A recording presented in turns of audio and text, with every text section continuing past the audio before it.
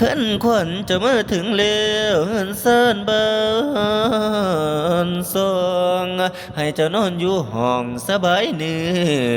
ออย่าคันนิ่ง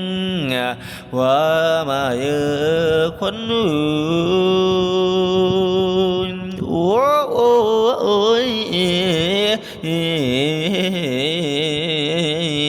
นอละโพยไพ่ให้อันตรายอย่ามาเบียดอย่าให้ความเดือดร้อนมาใกล้ห่างนี้ขอให้มีความสุขหล่นละนั้นตั้งตื้อเตียว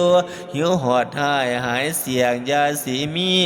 สมบัติล้นอันนั้นตั้งมูลมากอย่าได้ทุกข์ยากหายหลายล้นว่าสิ่งของ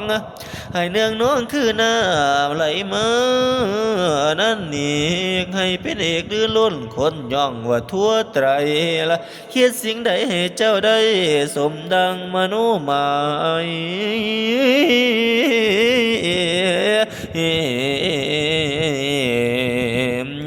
ทั้งเงินคำมีหลายโกดคือกองลานให้กินทานเหลือล้นอานิสงส์ละน้ำทรงตามประสงค์คิดไว้มโนแม่งดังผาไทยว่ามาเยือนขวัญ